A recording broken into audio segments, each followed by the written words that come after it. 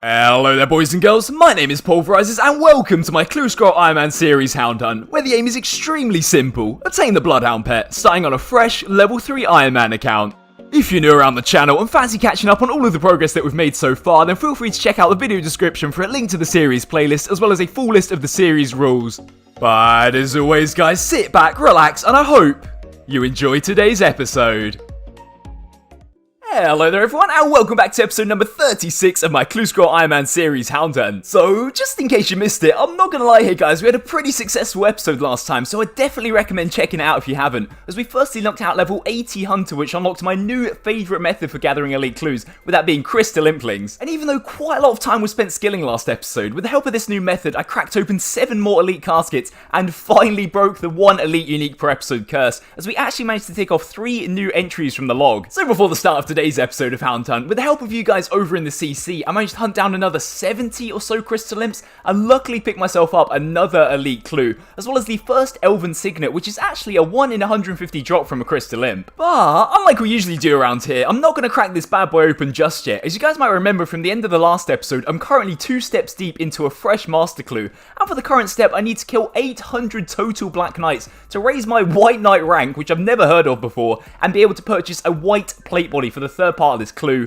So I guess it's off to the Black Knight's Fortress for the next few hours for me. So this isn't too bad actually, it shouldn't take quite as long as I thought before, but also I forgot to mention that the main goals for today's episode are to keep cracking open as many elite caskets as possible, which should hopefully lead to a few more uniques crossed off. And I know at this stage it's pretty RNG, but I really want to see if we can complete the first master clue of the series as well. Well, there's the first rank up, we're now a peon I think, so only 600 kills to go. Oh, so a total of 700 kills later, and I'm now a certified professional white knight, so let's go cop that white plate body. And there we go, there is another master step that we can do now, so that is part 2 of this clue done. There we go, there's all 3 parts done, so let's see what we're gonna get next.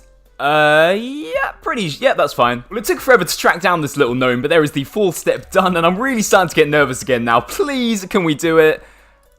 Oh, hello Mr. Genie. Are you pretty sure that's again okay? Whereabouts is that? Yeah, that's fine. So with this step done, we've now equaled our furthest master clue attempt so far with 5 steps completed. Please, can we do it? And again, pretty certain that's fine. I'm not gonna lie, guys, I'm actually so nervous right now, but that is the new record. Oh my god. We did it, oh my god. That was only 6 steps. I completely forgot they're between 6 and 8 steps, aren't they? Let's go, we actually completed one of these things. Oh my god.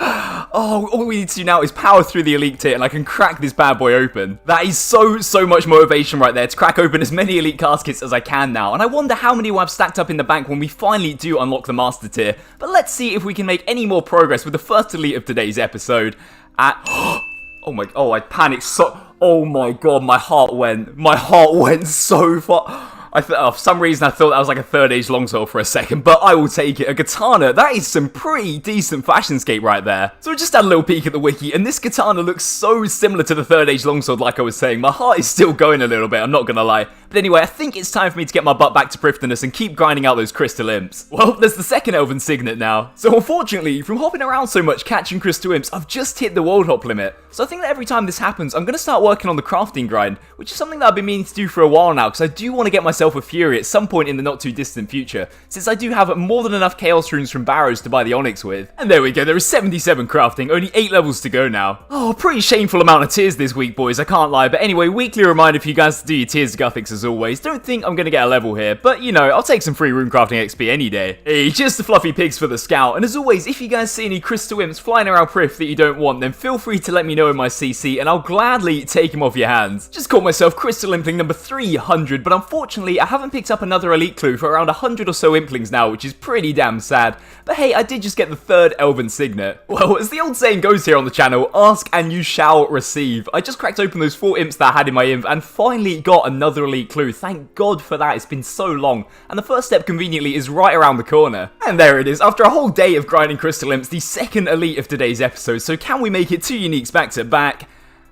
Oh, we can't, but that looks like a pretty loaded clue. I would have thought it'd be more than 150k, but as always, I will take the summer pies. So whenever I've been getting world hop locked, I've been also really trying to use up all of the regular and fruit tree seeds that I've got in the bank right now, and I'm pretty sure I'm sitting on about 30 use seeds at the moment, which would be around 300k farming XP. So I will need to get level 85 at some point for a master clue step, but I guess I'm making a good start. There is level 71 now. Cheers, Wreckmate, for the imp. So very sad to say, but crystal imps have been pretty damn stingy to me over the past few days now. I must have caught around 150 and only received a single elite clue. But like I did say before, basically everything you can get from crystal imps is going to be useful in one way or another. But anyway, I thought I'd take a little break and farm myself a few more medium clues, and we could even pick up a master clue from these if we're lucky. Another Master Scroll book. That reminds me, I think we've got maybe 10 or 11 of these in the bank now, and I need to trade them in for Watson scrolls. I think it's 10 per each scroll book. So next time I'm over there, I don't know why I got excited at that. Another Cryo Coat. That's got to be number 2 or 3 to the collection now. Another Holy Blessing, do not need you. And lastly, a Bandos Mitre. Well guys, it's been a few hours now since that last clip, and still no luck with the Crystal Imps, which means 5 more range boot attempts have been gathered. And I think once these have been cracked open, I'm actually going to slither my way back over to Barrows and try my luck there for some elites instead. But you got one last chance to redeem yourself, Crystal Imp. Give me an elite. Crystal shards. Damn, and I didn't realise we've actually filled 20 of the 25 slots in the Barrows log now. But saying that, I still do want basically everything, apart from the Carol's crossbow, I guess, with the main item on the wishlist being the Varax flail, so I can start giving Callisto a go. But anyway, let's go ahead and crack these suckers open, and these will take us up to 475 medium clues in total, and also put us pretty close to being sub 1k ranked on the Ironman high scores for total clues opened, which I guess is a pretty cool milestone, but we're not starting out too great. Some more lobsters back to back. Next up, another absolute stinker of a clue. Oh my god, what are these? I don't need any more lobsters. And lastly, another green boat to the collection. So, it turns out that those last 5 stinkers have redeemed themselves a little bit, as the account is now sub 1k rank for total clue scrolls open. So I guess the only goal in the very distant future now has to be front page. Anyway, first chest back for some poo. Alright there guys, so I might sound a little different right now, and this is more of a test than anything, but I've just got done with rearranging my entire desk, and as a result I've moved my mic slightly closer to my mouth compared to where I usually have it when I record. Because something that I've been realizing more and more recently, and I've seen quite a few of you guys point it out down in the comments as well, is whenever I record, I speak way louder than I think I am, if that makes sense, and as a result, the audio peaks, and that's when you get that kind of like crackling effect, and it doesn't sound the best, I'm not gonna lie. So I thought I'd go for a little rearrange and kind of compare and see what you guys prefer.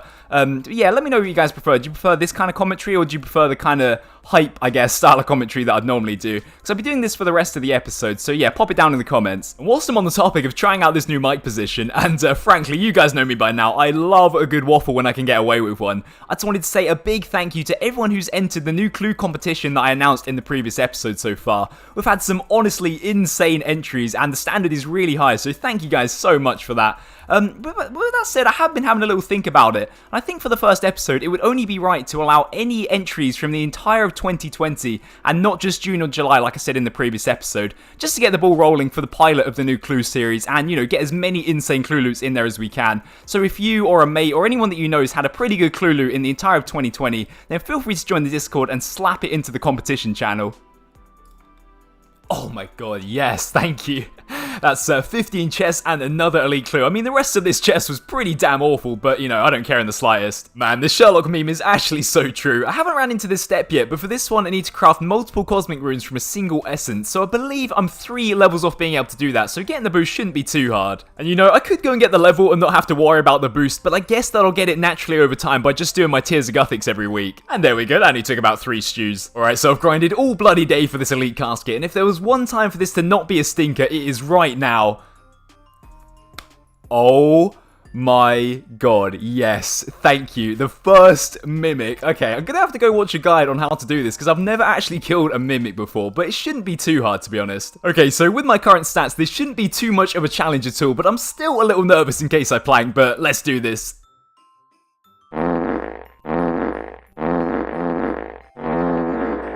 Well, I probably should have bought an energy pot, but I think that means we just lost a roll on the reward from the casket, which kind of sucks, but I should hopefully have the kill this time. There we go, that was much easier that time. I think I just hit really badly on the first attempt. And even though we lost a roll, at least we didn't die on the positive side. But let's see what we get from the very first mimic. I mean, 20 grimy Rana. I mean, it's not the worst, I suppose. I'll take the teak planks as well. So I thought I'd give Crystal Imps a shot to redeem themselves. I've caught 400 in total now, and there is the 4th Elven Signet. Oh my god, yes, they actually exist. That was nearly 3 times the drop rate since the last Elite Clue. It's so typical. As soon as I say I want to power out this Elite tier as fast as possible, we end up going so dry of a clue. But anyway, can we tick off some more uniques? We can't, but we do get ourselves another master clue. Let's go. All right, please, can we do the first step? There's step 1 done, and if we could complete 2 of these in a single episode, that would honestly be sick. Well, that's just potentially cucked me extremely hard. Okay, so I've just ventured over to the Sherlock wiki page again, and out of the 24 possible steps that he can give us, I can currently do 11 of them, so it's about a 50% chance right now. Complete a lap of the Relica course. What is that? That's 80 agility, isn't it? I'm pretty sure that's 80 agility. What am I looking for? It will be 80 agility. Oh, I can boost with the Summer Pie. I've got so many of those in the bank from Elites at 75. Do I want to grind out 5 agility levels? Not really, but I might do it, you know. So I need just under 500k agility XP for level 75, which should take me around 10 hours or so.